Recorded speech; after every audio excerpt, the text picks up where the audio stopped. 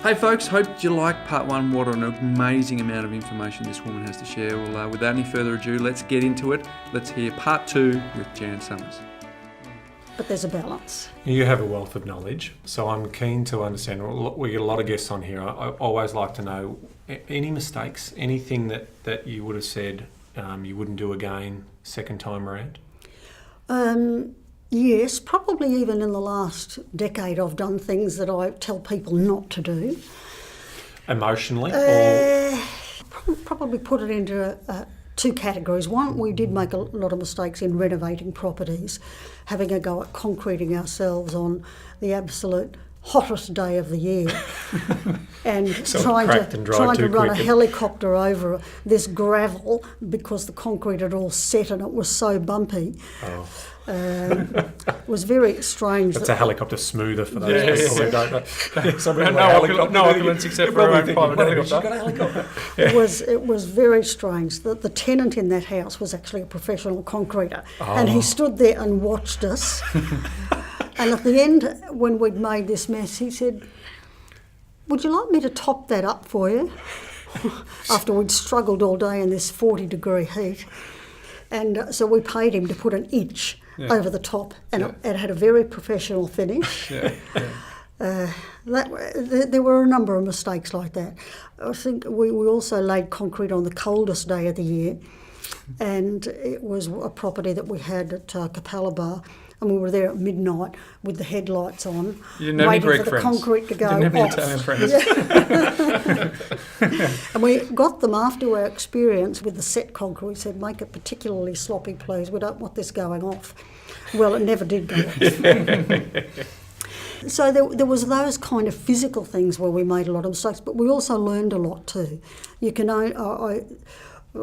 my daughter-in-law was having a go at a renovated kitchen. I said, "Have a go. Like, sure, you'll make some mistakes, and this will be too short, that'll be too wide, that'll be too long, and you'll chip the floor and do it. But that's the only way you learn, is to make a few mistakes on the way."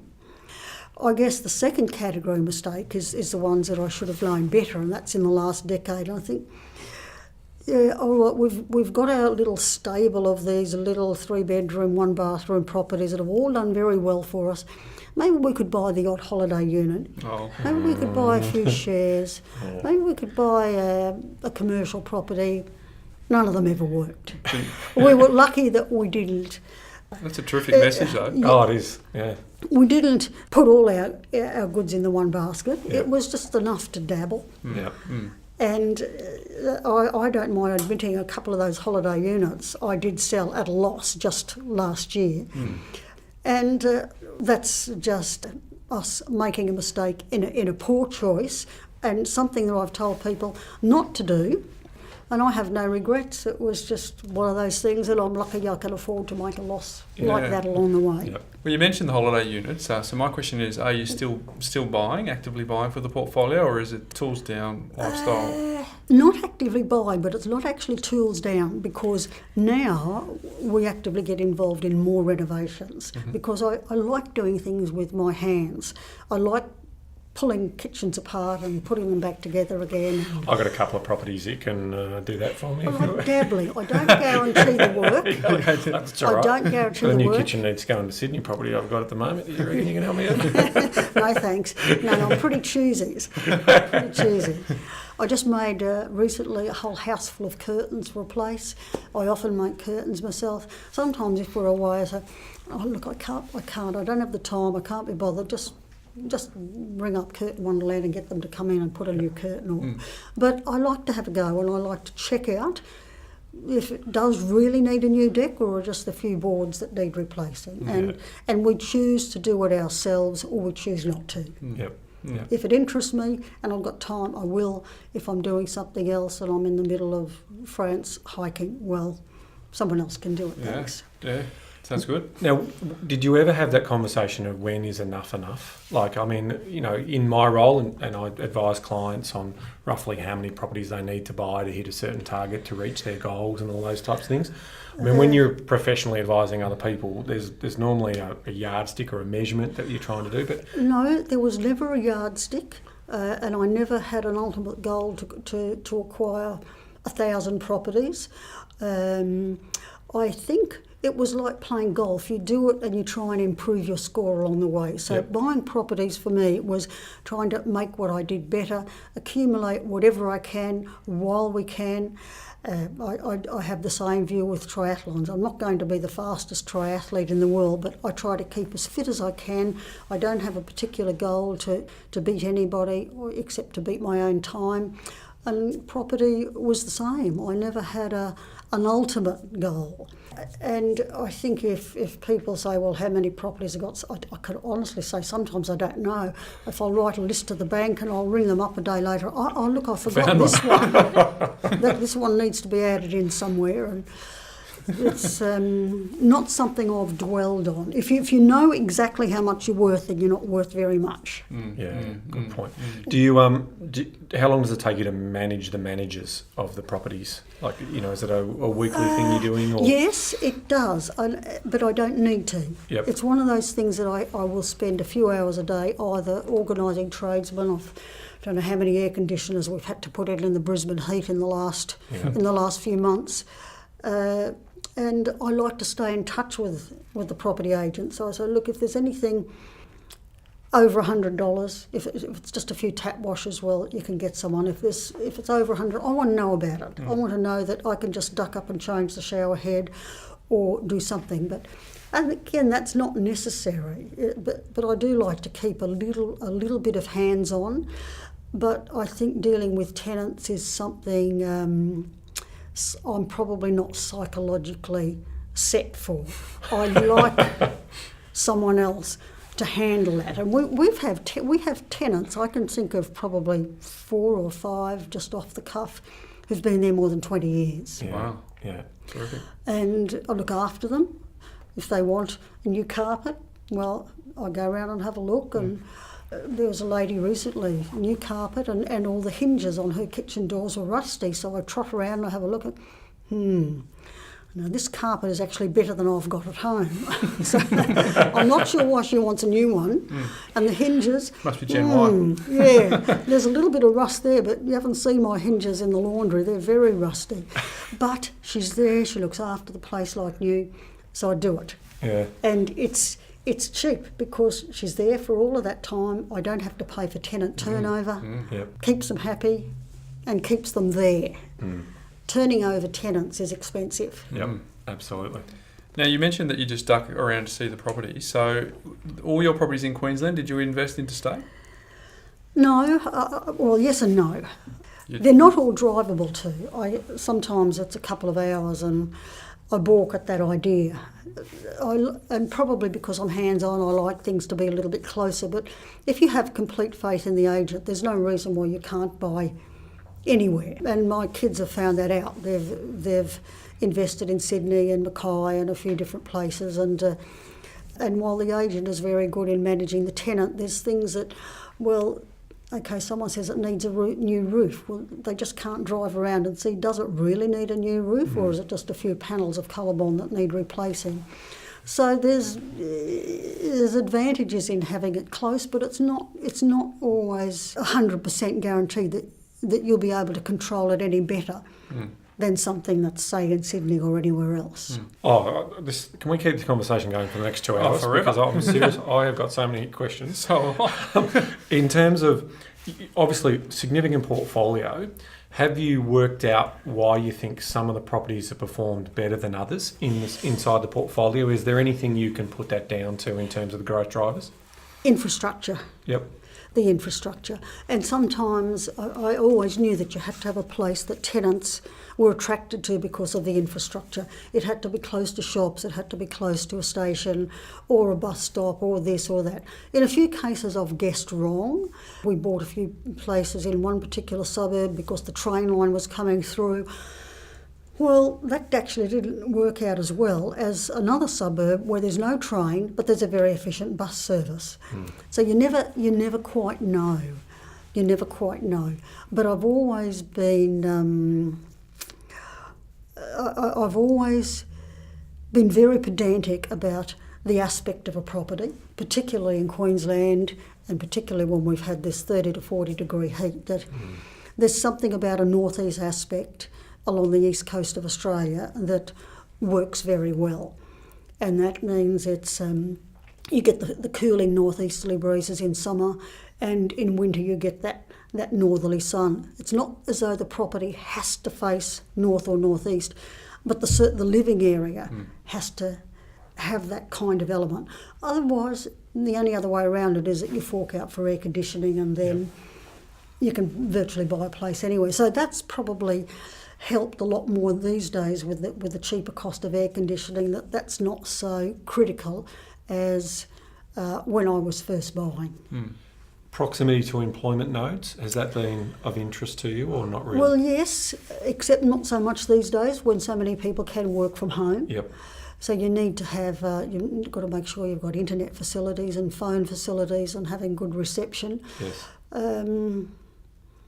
But probably, I mean, the little property that we bought back in 1972 for just over $12,000, that was way out in the middle of nowhere at the back of Redcliffe, Kippering. Well, there's a train line 150 metres down the road that's just opened up, very controversially, because it's now thrown Queensland Rail into complete disarray. That's unlike governments to be unorganised. But we thought forever that there's going to be a train line somewhere. That's not why we bought there. We bought there because that was the only place we could afford, $12,000 out in the middle of nowhere. And that's probably part of the problem with young homeowners now, is that they're not prepared to pay that cheap price out of the middle of nowhere. It's got one bathroom at 7.4 squares. The 3 bedrooms are not much bigger than a dog kennel. And they thought, oh no, we want something at Bondi Beach. We want a McMansion on Bondi Beach. I can't understand why we can't get it. An ensuite and a bedroom and a triple garage. Yeah. So based on that, do you think we've got a housing affordability problem or just an expectation management problem? No, it's exactly right. It's an expectation. Yeah. There's always been a housing affordability problem. I read a letter that was written to my aunt back in the 70s from her friend who lived in Melbourne at the time. Now, this friend bought property in Melbourne in the 50s, and she was complaining that they needed a 25% deposit and interest rates were probably running at 8 or 9%, and they had to save like crazy, and they had to buy a property that was way out near Tullamarine, near the airport, where there was new estates. She said, well, what are the young ones thinking about now? Yeah. Like, it was really hard then to buy. It's always been hard to buy property. But we all do. If you're committed enough, you'll be able to do it. So you're right, it's an expectation thing rather than an affordability crisis, and I don't think the politicians have got that. Let's get rid of negative gearing, and then we can make property more affordable for those who want to buy. Well, I'm sorry, but there's some people who really just don't want to buy what they can afford. That's the bottom line. They won't give up their smashed avocado, will they? No. I think it's fair to say you're in the debt reduction camp. In reading your books, you want to reduce the debt and pay, sell some to pay off the debt. What's your view on the live-off equity philosophy that exists in the marketplace? It's very good in principle, but it's like any credit line. You've got to be very good at controlling what you're spending. Otherwise, you'll find that your equity was gone really quickly, and it's the same as the banks have used a philosophy for years that, okay, you can borrow against your house and you can buy the boat and the car and this and that. Oh, your house has gone up in value again. Now you can go and have a holiday and this and that. There's that temptation, if you're going to live off the equity, that you're going to overextend, and before long you won't have any equity. So for people who can control it, if they've got the discipline, it's good. Mm-hmm. It's like anything. It's a good idea. It's like people's pay packets. How much do you spend each week? $10 more than I earn. Yeah. That's everybody. You always spend more than you earn, and that equity thing, very good in principle, but you have to be very controlled in how you use it. Mm-hmm. Now, Jan, what's great about your story is it's technically 45 years from 72 to where we are today, and even though you didn't have an end game, is it true that the portfolio retired all the debt out? Like, were you able to get debt free, or are you still running with some small? No, still run a debt. Yep. We still run a debt, but it's a very controlled debt. Yep. So that the rents exceed the interest or the payable. There'd be a significant amount of surplus cash flow coming from the portfolio, I suspect. There is. Yeah. There is, but it's also very variable, just depending on if we've sold a property or two, or if some properties have gone up in value, or if there's been rent rises and all of those things. But I'd say we're probably not so much in the debt reduction as the debt holding, because then the increasing rents, increasing property values, debt stays static. And so there's a legacy that's been built there. I mean, it's obviously going to be great for the extended family and everything like that. Have you thought about that legacy piece? Yes, we made the decision a few years ago that we did help out quite a few junior sporting teams, because I've always had that philosophy that rather than just give to any old charity, I would like to put the money where I can see some good being made of it. Wow, and so we have wonderful. channeled funds into some sporting complexes, and we've helped out some junior sports teams, and you can actually see the result. And our philosophy has paid off, because a lot of those junior sporting teams that we put money into even 10, 20 years ago, they're all good kids. Yeah. They're all good kids. There's not a bad kid amongst them that has. They've all benefited from being able to travel and being able to participate in sport at that level. So I would hope that we continue along that vein, that we can contribute some funds where we can see that benefit. Paying and there's it a lot forward. of Brilliant, beautiful. Well, there's a lot of wonderful charities out there, but you can't just give. If you gave $1 to every charity and you had $100 million, well. You need. I think the human psyche needs to see some result. It's like a poker machine. You pull the handle, you want to see what you've got, and putting money into a charity, especially now, you want to see the result. Yeah, absolutely. Ben mentioned before 45 years, and you've obviously brought up 3 children that have experienced their parents having some form of material wealth. What were the messages that you said to your kids growing up to help keep them grounded? Just so you didn't give them access to it, did you? Just a little allowance, $5, go and buy some, make it last.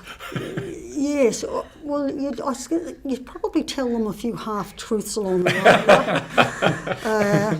You walk down. They might listen to this. Yes. They're aware of it now, aren't they? Well, the genie's out of the I had a bottle. chat with a friend just recently. We were talking about the half-truths that we tell our kids, and one of her half-truths that she was told by her father was they used to run out when they could hear the ice cream man ring his bell.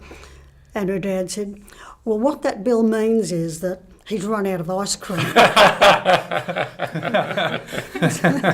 brilliant, I'm going to use that. So when we walked down the supermarket aisle, I didn't quite say that, The bell's gone. tell fibs to that extent, but I just said, well, we've got it into other priorities. Yeah. So I tried not to say we can't afford it, which was kind of true because we were channeling all our money into properties at the time, but I did say, well, we do have other priorities. Yes, we can do this or we can do that, but I'd rather do this so that later on we can have all of this if we want to.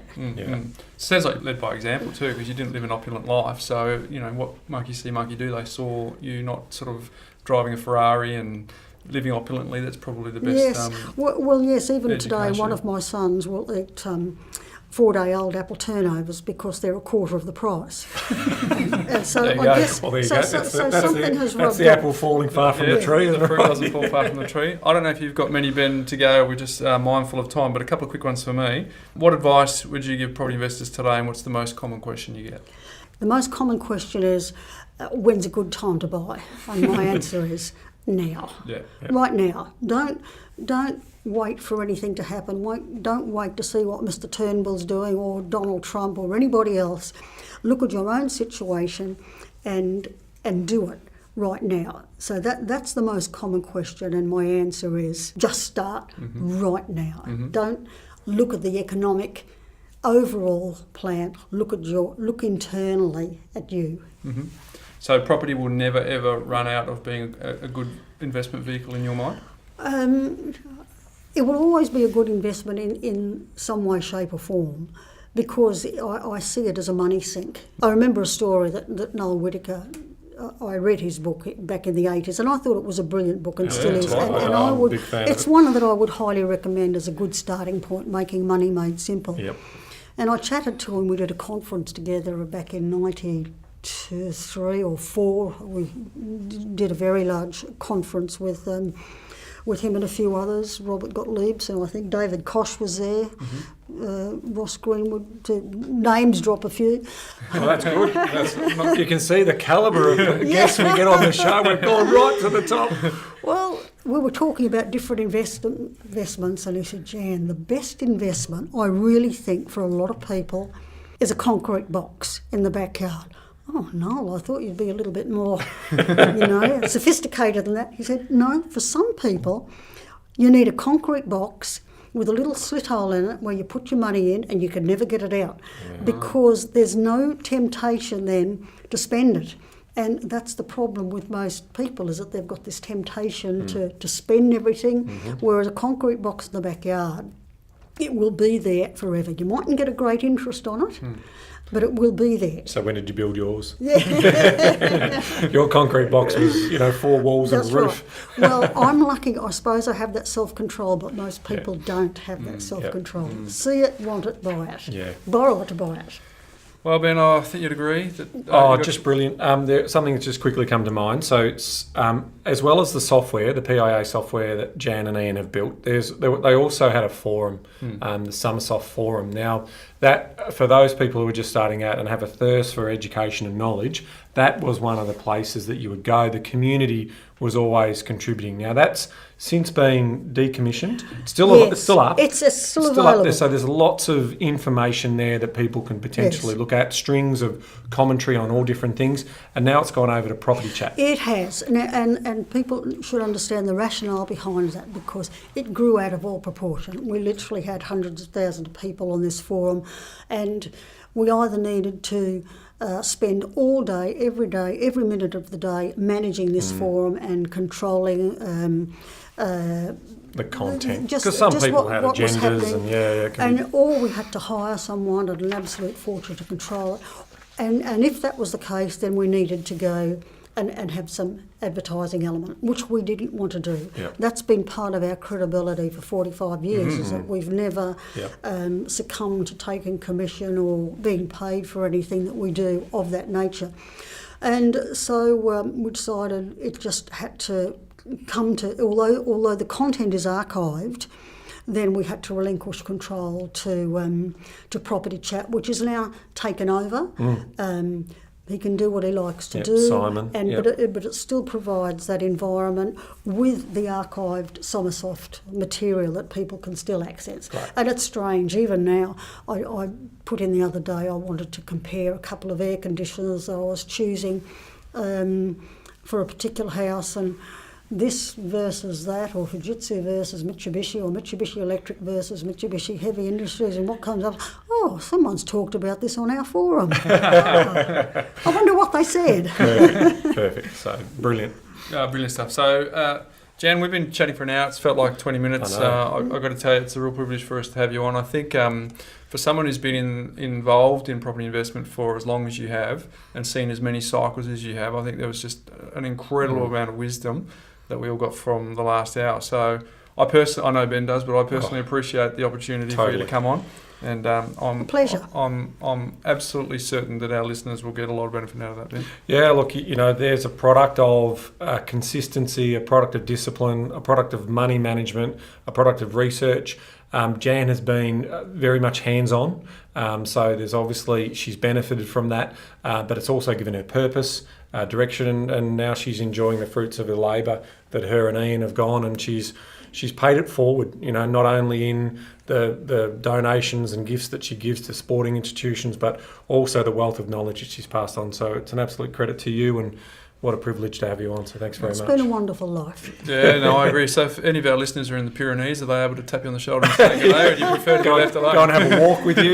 Maybe if they book the same walking trail, can they spend 30 minutes on the walking trail with you? Well, look for me at the Tour de France, because we've got 2 days in the Pyrenees when the Tour de France goes through. Oh. Yes. We'll see you on SBS waving. Yeah, yeah. Hello, Australia. Yes. Might even have the yellow Guernsey on. So, very good. So, Ben, a terrific privilege. I mean, Yes. We used to have this sign-off, Jan, where Ben would go around the world and sign off in certain languages. We probably should have asked if you had any other languages other than English, but we've changed it recently. So I'm doing a life hack today, Ben. Yes. And for me, it's around the notifications. My first life hack was around making your smartphone black and white if you're addicted to it. The other part of that for me, which has worked incredibly well, is I've turned off all of my notifications. I've turned off all social media notifications. There's actually a section within the settings, Ben. You go into notifications and I turn every single notification off. I turn the email notifications off. There's not a single point in time Totally distracting. where I'm notified by anyone on my phone. And I've got to tell you, because I'm addicted to distraction, that has made an enormous difference. So even to the point where I'm sitting there and I've got Outlook, I don't have the notification coming up on the front of the screen to let me know that there's a new email, because you're in the middle of one, then you go down to Robert Warren with another one. So I don't want to sound preachy, but all I want to say is that if you want to get 15 minutes back just in a blink, turn all of your notifications off. Well, if you're writing an article or doing something you've got to concentrate on, building a plan, whatever it may be, there's nothing more distracting than something popping up on, and then you think, do I have to get to that now? So I think it's a great life hack, mate. It's a productivity stealer. Now, here's the key. With those 15 minutes that you get back, Ben, next week I'm going to give a life hack on what you can do with those 15 minutes, and it is a game changer. Game changer. Special shout out to Sean Steele, who's one of our listeners. He introduced me to it. Beautiful. So stay tuned for next week. I've just shown you how to get 15 minutes back. Yep. I'm going to show you what to do with those 15 minutes Mate, to make it very, very I can't wait. Can't wait. Did you know? Did you know that there is a property for sale in America, in Bel Air, in California, that's just gone on the market for $250 million US? What type of house could you own, Jan, for $250 Well, we better be careful, because Jan's vulnerable to a good property with a good view. I do like a good property. Now, it comes with its own helipad. It does. I think it has several pools. I think it was something like 7 bedrooms and 12 bathrooms. I don't know why you need 12 bathrooms, 7 bedrooms. Can't work that out. It's got its own lolly wall. It's 10-pin bowling. 10-pin bowling, 7 of the best sports cars. Now, for us, that doesn't mean much, but it's just a novelty thing, because I did one last week. We were talking about the Caribbean, and to rent some of the houses in St. Barth in one of the French Caribbean, it was like 65,000 US a week to actually rent one house on this particular island. So I've gone on that, that sort of opulent angle. But we've got a video of it. So we're it's going to put it up on Facebook. Put it up on Facebook. It's a 7-minute video. Now, 0.0004% of the world population can actually afford this. Yeah. It's obviously pitched at billionaires, so it's not for us, but it's just a bit of fun. I've got to admit, I had a look at the video and I just didn't see 250M. Sorry about 50M, but I didn't see 250M. So check it out, folks, on our Facebook page, the Property Couch. And of course, if you want to join the conversation, Instagram, Facebook, LinkedIn, Twitter, at the Property Couch, at Bryce Holdaway, at Ben Kingsley AU. And next week I'll make it a bit realer. Okay. Like, that's a bit ridiculous. All right, well, it's just part of the affordability story. Yeah, probably, exactly right. So, but again, Ben, it's been a terrific privilege. Thanks again for coming on the couch, Jan, and we certainly know that our listeners will get benefit out of that. So, and a slight apology to our listeners. We've gone well over time, but I think they'll forgive us. It's well and truly got some gold content there. But until next week, Ben. See you later. See you guys.